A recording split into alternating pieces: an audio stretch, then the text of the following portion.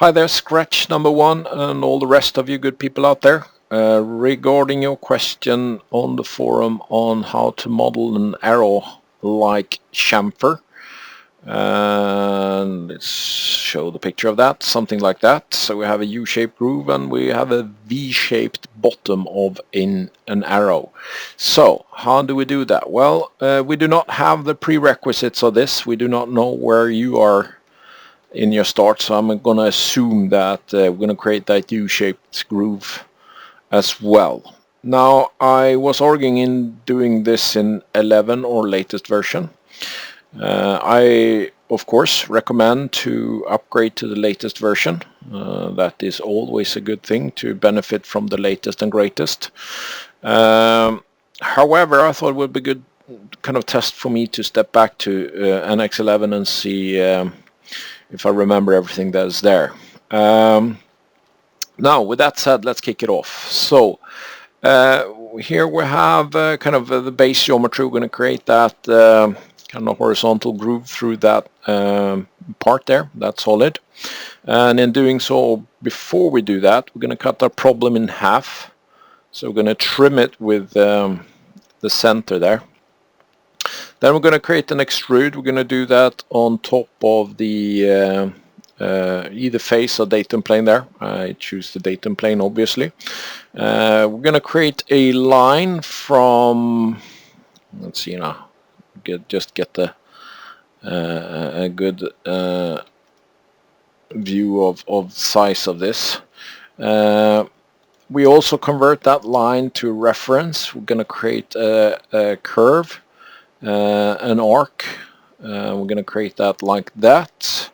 Let's create a line from here and lock that vertically and let it touch that line. So we finished that. There we go. We should have an extrude. We're going to flip that around and we're going to say, I'm actually going to deselect because I have the regional boundary for faces there selected, but as I create just not the full circle or full kind of closed there, I'm going to have to deselect and select again.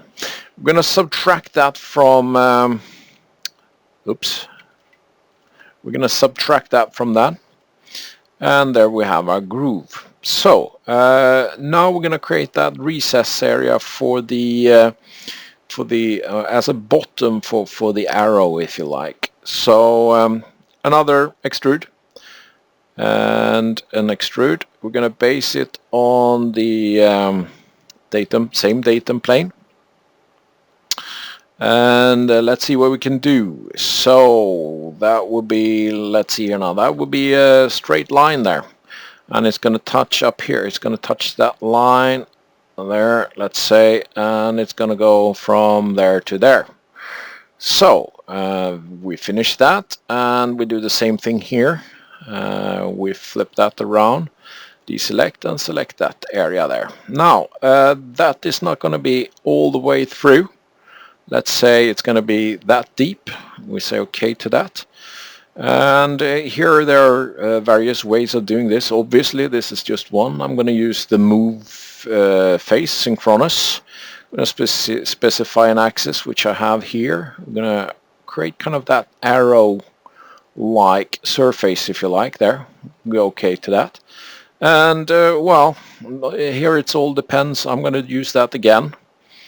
I'm going to rotate that around the vector, and I'm going to specify that vector as 2 points. I'm going to use these 2 points as just an example. So, and we're going to pull that face out a bit, so we should have an arrow looking thing there. Okay, so we continue by mirroring the geometry here. We specify plane or face in this case. And we obviously do a unite between these two guys. And there's our arrowhead. We can hide that sketch. We do not need that anymore. Sorry, escape. We do a finish to that, and we do a Control B to hide that. And for what it's worth, let's add some radii to this as well. Maybe the top ones are not in there. I don't know. I don't remember from your picture there.